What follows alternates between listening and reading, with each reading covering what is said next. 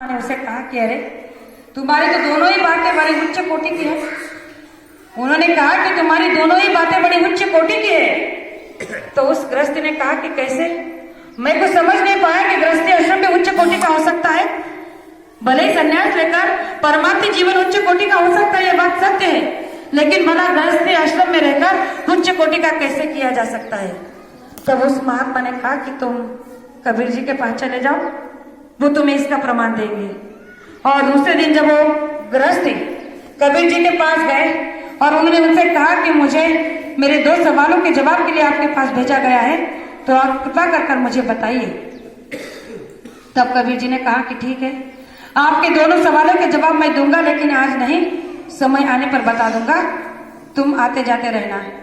अब उस गृहस्थी को इस बात की अंदर से तड़प हो गई कि आखिर में ये दोनों उच्च कोटि के कैसे हो सकते हैं। रोज कबीर जी के घर पे जाता, उनके पास बैठा रहता।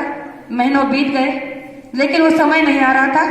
एक दिन जब वो आया तो ऐसे ही दोपहर का समय था, 12 बज चुके थे, और कबीर जी अपने घर के बाहर कुटिया के आंगन में वो कॉटन से यानी कपास से सूत निकाल रहे थे और कपड़े को बुन रहे थे। तो ये जाकर उनके चरणों में बैठ गया। अब देखा कि समय दोपहर के 12 बजे हैं, तपती धूप में वो काम कर रहे हैं। कबीर जी समझ गए कि ये फिर से वही बात को लेकर आया है, तो आज इसके प्रश्नों का उत्तर इन्हें देना ही होगा, क्योंकि इसके अंदर की तड़प को अब देखा नहीं जा सकता। तब उन्होंने अपनी पत्नी को आवाज लगाई, अंदर से बाहर से अंदर आवाज लगाई कि अरे लुई, जरा कंदील जला कर ले आओ। वो जैसे ही आवाज अंदर गई, माता लोई ने कंदील को लगाया और बाहर लाकर कबीर जी के पास रख के अंदर चले गए। अब आप सोचिए, दिन के 12 बजे ऐसे तपती धूप में अगर पति ने कहा है कि कंदील लगाकर बाहर लेकर आओ, तो उसने एक शब्द भी नहीं कहा, क्यों, कैसे, किस लिए। कंदील लगाकर बाहर रख दिया। जैसे ही वो अंदर गई, फिर कबीर जी ने आवाज लगाई कि अरे लोई, जरा घी लेकर आओ। वो घी लेकर आए, फिर कहा कि ये गोबर से जरा ये आंगन पोत दो, यानी कि सार दो।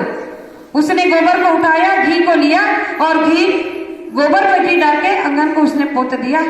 अब ये सारा दृश्य वो गृहस्थी देख रहा है, लेकिन बात समझ में नहीं आ रही है। ये सब होने के बाद कबीर जी ने उसे कहा कि चलो अब थोड़ा घूम के आते हैं। अब दोनों ही ऐसे निकलते निकलते बातें करते हुए जंगल में चले गए।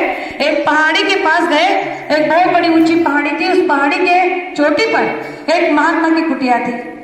अब कबीर जी वहां रुक गए उस कुटिया पहाड़ी के नीचे, और उस महात्मा को आवाज लगाई थी कि महात्मा जी, क्या थोड़ी समय के लिए आप नीचे आ सकते हो? तो महात्मा जी ने जैसे ही कबीर जी की बात को सुना और वो अपनी काठी को लेकर नीचे धीरे धीरे करते हुए आ गए। जैसे ही नीचे आए तो कबीर जी ने उनसे पूछा कि अरे आपकी उम्र कितनी है? उन्होंने कहा कि 80 वर्ष है, मैं 80 वर्ष का हो चुका हूँ। उन्होंने कहा अच्छा कोई बात नहीं, अब आप जा सकते हो। जैसे उन्होंने इतना ही पूछा कि आपकी उम्र कितनी है, उन्होंने कहा कि 80 वर्ष की है। महात्मा को जाने को कहा। महात्मा फिर से धीरे धीरे धीरे चोटी पर गए, पहाड़ी की चोटी पर। जैसे ही अपने कुटिया में जाने वाले थे कि कबीर जी ने फिर आवाज लगाई कि अरे महात्मा जी, क्या आप फिर से एक बार नीचे आ सकते हो? मेरा एक प्रश्न और रह गया है। फिर वो महात्मा जी काठी को टेकते हुए नीचे आए। अब आप सोचो कि 80 वर्ष के वृद्ध को अगर आप इतनी ऊंचाई से नीचे 2 बार बुलाओगे, 2 बार चढ़ाओगे, तो उसकी हालत क्या होगी? उस मां की हालत इतनी खराब हो गई कि उसकी सांस फूलने लगी, हाथ पैर कांपने लगे। उनको देखकर लग रहा था कि किसी भी पल इनकी मृत्यु हो सकती है, लेकिन फिर भी उन्होंने अपने चेहरे पर कोई शिकंज तक नहीं लाया, अपने चेहरे पे कोई क्रोध ईर्ष्या नहीं लाया। फिर आकर धीरे धीरे सामने खड़े होकर फिर पूछने लगे कि क्या कहना चाहते हो? तब कबीर जी ने पूछा कि अरे मैं ये पूछना चाहता था कि आपके मुंह में दांत है भी या नहीं, या गिर गए? तब उन्होंने कहा कि अब 80 उम्र में दांत कहाँ बचेंगे, बहुत सारे उखड़ गए, 2-4 बचे हैं। तब उन्होंने कहा कि कोई बात नहीं, अब आप जा सकते हो। इतना पूछा, फिर महात्मा चले गए। जैसे ही ऊपर पहुंचे, फिर से कबीर जी ने आवाज लगाई कि अरे महात्मा जी, क्या फिर से आप एक बार नीचे आ सकते हो? मैं एक और बात भूल गया। अब तीसरी बार जब 80 वर्ष के वृद्ध को नीचे बुलाया जा रहा है, तो आप सोचो कि उसकी क्या अवस्था रही होगी। लेकिन फिर भी वो नीचे आए और धीरे धीरे करते हुए आकर उनके पास खड़े होकर कहने लगे, पूछिए महात्मा, क्या पूछना है? तब इन्होंने पूछा कि आपको यहाँ पर रहते हुए कितने वर्ष हो गए? तब उन्होंने कहा कि हमको यहाँ आकर 40 वर्ष हुए हैं।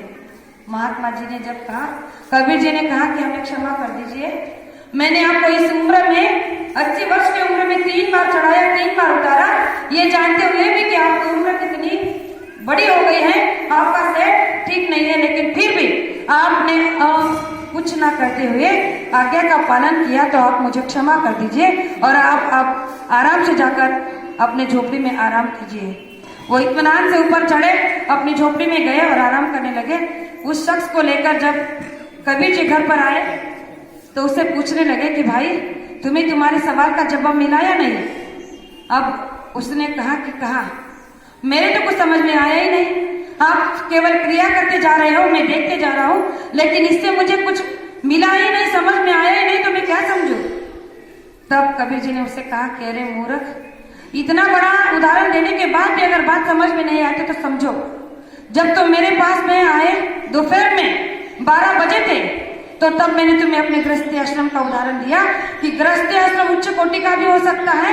उसका प्रमाण मैंने दिया कि 12 बजे अपनी पत्नी से कहा कि लालटेन लगा कर ले आओ, वो लाकर रख के गई। उसने एक बार भी नहीं पूछा कि भला दिन में 12 बजे किसको इसकी जरूरत पड़ती है। और आप तो सटिया गए हो, उम्र आपकी चकरा गई है, आप तो कुछ भी कभी भी कुछ भी कहते हो, लेकिन उसने एक बार भी मेरे प्रश्न का उत्तर नहीं दिया, प्रति उत्तर नहीं दिया, जो कहा करके रख दिया। मैंने जब कहा कि घी से और गोबर से आंगन को पोत दो, फिर भी उसने ये नहीं पूछा कि भला ऐसा कौन करता है।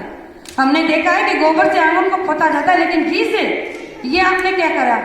इतना बड़ा अनर्थ जब मैंने उसको करने के लिए कहा, लेकिन फिर भी उसके मुख से एक शब्द नहीं निकला। क्यों?